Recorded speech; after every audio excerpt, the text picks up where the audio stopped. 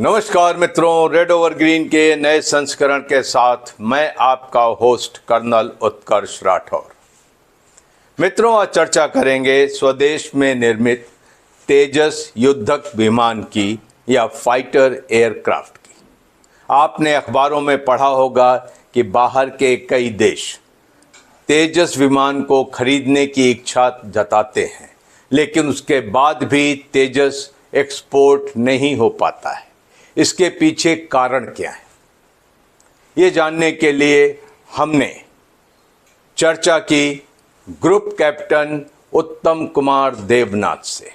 आइए उनसे जानते हैं कि तेजस विमान के लिए ग्लोबल कॉम्पिटिटर्स कौन कौन से हैं। भारतीय वायुसेना का तेजस विमान के साथ क्या एक्सपीरियंस है, तेजस मार्क 1 और तेजस मार्क 1A में फर्क क्या है। भारत सरकार ने और हिंदुस्तान एरोनॉटिक्स लिमिटेड ने दुनिया के अलग अलग देशों के सामने तेजस विमान को प्रस्तुत किया है। खास तौर से जब बेंगलोर में एरो शो हुआ था तो दुनिया के काफी देशों ने तेजस मार्क 1 को देखकर तेजस प्रोग्राम में अपनी रुचि दिखाई थी।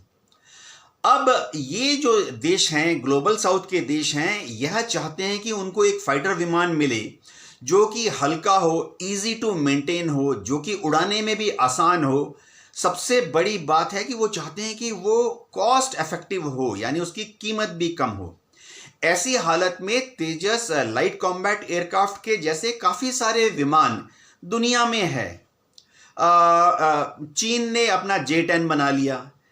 चीन ने पाकिस्तान की एयरफोर्स को JF-17 दे दिया, ब्लॉक 3 अभी दे दिया।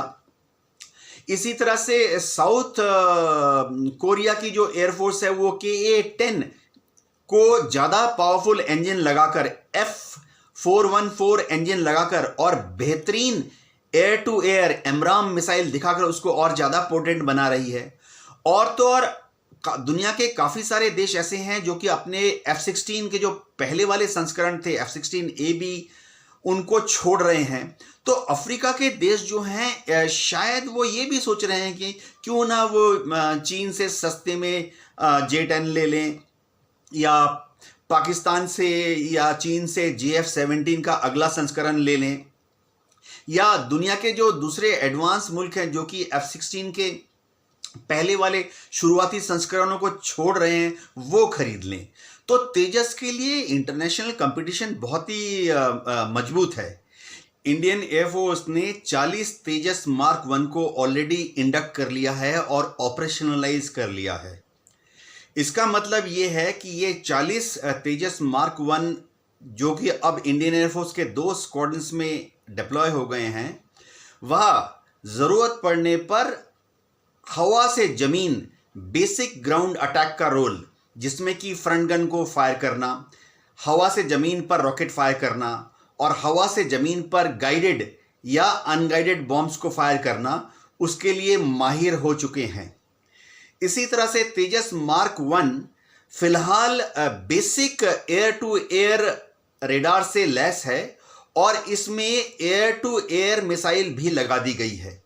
यानी युद्ध की स्थिति में तेजस मार्क 1 को Indian air force basic air defence mission और बेसिक ग्राउंड अटैक मिशन के लिए इस्तेमाल कर सकती है।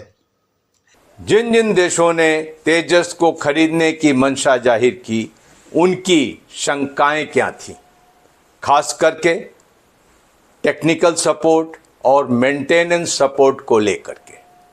और वो जानना भी चाहते थे कि तेजस स्वदेश में तो निर्मित है, लेकिन इसमें कितने कंपोनेंट और कितने क्रिटिकल कंपोनेंट विदेश में निर्मित है। दुनिया के जो दूसरे देश हैं जिन्होंने कि तेजस विमान खरीदने में रुचि दिखाई है, ये देश ज़्यादातर या तो अफ्रीका के छोटे छोटे देश हैं, या लैटिन अमेरिका के देश हैं, या साउथ ईस्ट एशिया के देश हैं। इन देशों के डिफेंस अटैचीज और एयर अटैचीज जब हमने उनको HAL में ले जाकर तेजस मार्क 1 दिखाया तो उनकी रुचि ज़्यादा इस बात पर थी कि वह तेजस मार्क 1A का संस्करण देखना चाहते हैं। अब जब तेजस मार्क 1A आएगा सूत्रों के अनुसार अमेरिका बहुत जल्दी उसका जो इंजन है जनरल इलेक्ट्रिक का F404 उसको डिलीवर करने वाला है। तो जब F404 का इंजन डिलीवर चालू हो जाएगा तो तेजस मार्क 1A बनने चालू हो जाएंगे।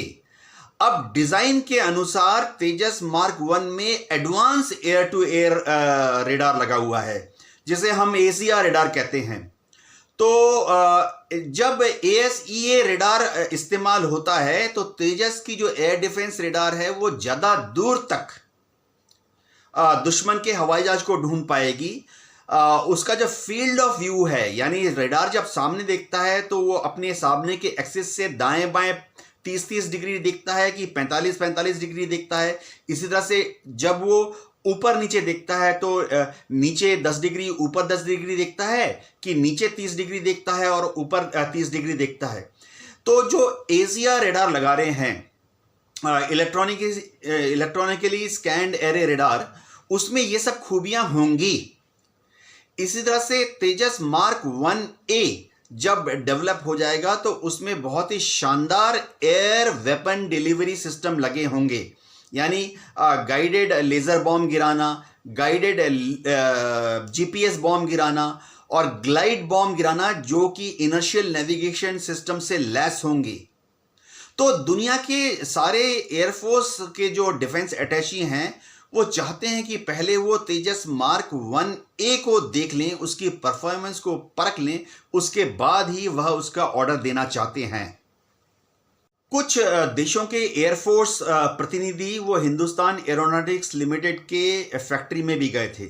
वहां पे उन्होंने तेजस विमान को देखकर अपनी रुचि जताई, लेकिन साथ ही साथ वह ये जानना चाहते थे कि भविष्य में अगर वो तेजस विमान तेजस मार्क 1A खरीद लेते हैं तो भारत सरकार उनको किस तरह से टेक्नोलॉजिकल सपोर्ट देगी या मेंटेनेंस सपोर्ट देगी।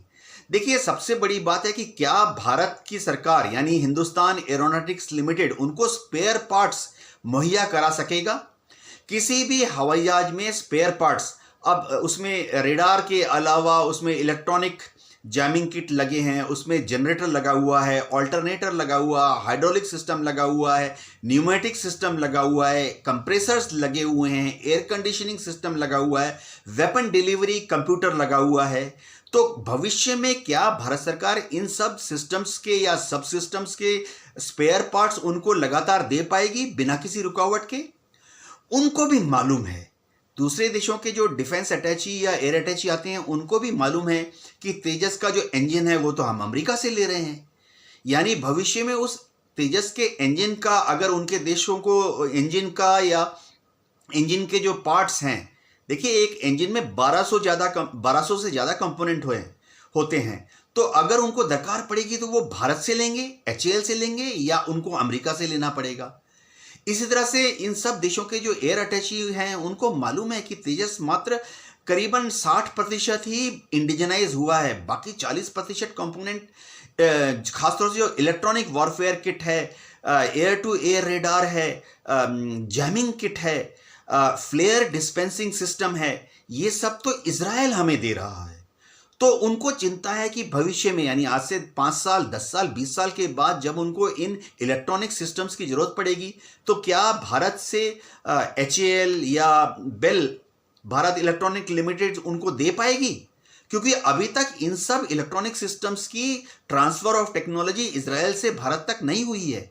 तो हो सकता है आज से 5 साल बाद, उनकी चिंता ये है कि 5 साल बाद या 10 साल बाद उन्हें इजराइल के पास जाना पड़ेगा स्पेयर पार्ट्स मांगने के लिए उनके इलेक्ट्रॉनिक सिस्टम का, और हो सकता है इजराइल राजनीतिक कारणों से उनको स्पेयर पार्ट्स ना दे। तो ये इन छोटे छोटे देशों को बहुत ही बड़ी चिंता सताती है, इसीलिए वो खुलकर तेजस के सप्लाई ऑर्डर देने के लिए भारत की तरफ अग्रसर नहीं हो रहे हैं। वो तेजस खरीदने का प्लान करते हैं तो भारत सरकार को HAL को कुछ चीजें अप्रूव करनी पड़ेंगी। एक, तेजस जो है वो ऑपरेशनली हवा से जमीन की जो मिशन है उसमें बहुत ज्यादा इफेक्टिव है। दूसरी चीज, तेजस जो है air to air combat role में बहुत ज्यादा इफेक्टिव है। तीसरी चीज है तेजस की जो मेंटेनेबिलिटी है, यानी उसको जो रोज उड़ाने के पहले जो इंजीनियरिंग सपोर्ट देनी होती है, इंजन खराब हो गया ठीक करो, वायरलेस सिस्टम खराब हो गया ठीक करो, उसका जो बॉम्ब डिलीवरी कंप्यूटर है वो खराब हो गया ठीक करो, इन सब जगह पर भारत सरकार HAL या बेल, भारत इलेक्ट्रॉनिक लिमिटेड, उनको इंजीनियरिंग सपोर्ट दे पाएगी, स्पेयर पार्ट दे पाएगी। उसके लिए जो टूल्स हैं, टेस्टर्स हैं, कैलिब्रेटर्स हैं, ग्राउंड सपोर्ट इक्विपमेंट है, टेस्ट बेंचेस हैं, वो भारत सरकार उनको मुहैया करा पाएगी। तो ये फैक्टर बहुत इंपॉर्टेंट फैक्टर हैं कीमत के अलावा। फिलहाल गवर्नमेंट ऑफ इंडिया का आकलन ये है कि दुनिया की इतनी सारी देश जो कि तेजस विमान में रुचि दिखा रहे हैं, वो सामने क्यों नहीं आ रहे। इसका शायद बहुत बड़ा कारण ये है कि इन सब देशों को मालूम है कि तेजस का जो इंजन है, जनरल इलेक्ट्रिक अमेरिका की कंपनी है, F404 तेजस मार्क 1A में लगेगा। उसकी इंजन की डिलीवरी तो भारत को ही देरी से मिल रही है। तो अगर भारत अपने यहाँ पर इंडियन एयरफोर्स की जो रिक्वायरमेंट है उनको ही मीट करने में इंजन पॉइंट ऑफ व्यू से लेट चल रहा है, तो भविष्य में ये क्या गारंटी है कि अगर यह देश भारत से तेजस विमान खरीद लेंगे और उनको F404 इंजन की दरकार होगी या इंजन के स्पेयर पार्ट्स की दरकार होगी, तो भारत उनको यह इंजन या उसके स्पेयर पार्ट्स मुहैया करा पाएगा। देखिए, ट्रांसफर ऑफ टेक्नोलॉजी अमेरिका के बीच में और भारत सरकार के बीच में अभी तक साइन नहीं हुई है। थोड़ी जटिल कॉन्ट्रैक्ट होगा, लेकिन ऐसा कॉन्ट्रैक्ट होने में अभी भी 2, 3, 4 साल लग सकते हैं। तब तक ये सब छोटे छोटे जो मुल्क हैं, अफ्रीका के, लैटिन अमेरिका के या दक्षिण एशिया के, वो थोड़ा चिंतित हैं तेजस विमान के इंजन मेंटेनेंस सपोर्ट को लेकर। क्या हिंदुस्तान एरोनॉटिक्स लिमिटेड वाकई में इतनी कैपेसिटी रखता है कि भारतीय वायुसेना के एक्सपेंशन प्लान को सपोर्ट करते करते बाहर के मुल्कों को भी टेक्निकल और मेंटेनेंस सपोर्ट प्रदान कर सके? ये एक शंका सभी देशों के मन में रहती है, क्योंकि एक युद्धक विमान की लाइफ कम से कम 40 साल होती है। हिंदुस्तान एरोनॉटिक्स लिमिटेड अब आस्ते आस्ते तेजस मार्क 1 के प्रोडक्शन लाइन को तेजस मार्क 1A के प्रोडक्शन लाइन में कन्वर्ट कर रहा है। ऐसी हालत में सबसे पहले भारत सरकार को, HAL को, इंडियन एयरफोर्स की जो तेजस मार्क 1A की 4 स्क्वाड्रन का वादा किया है, कोई लगभग 83 जहाज, वह पहले मीट करने पड़ेंगे। बात ऐसे भी आ रही है कि शायद इसके बाद भारत सरकार और ministry of defence Indian air force को तेजस मार्क 1 का जो बाद वाला संस्करण है उसके भी करीबन 110 एयरक्राफ्ट देने के लिए सोच रहे हैं, यानी 5 स्क्वाड्रन और। अगर ऐसा होता है तो दुनिया की जो दूसरी एयरफोर्स हैं उनको ये भी चिंता रहेगी कि क्या भारत सरकार और Hindustan aeronautics limited Indian air force की डिलीवरी रोककर इन अफ्रीकन या लैटिन अमेरिकन देशों को तेजस मार्क 1 की सप्लाई चालू करेगी। तेजस मार्क 1A ने अभी तक भारत के आसमानों में उड़ान नहीं भरी है, भारतीय वायुसेना के पास नहीं आया है।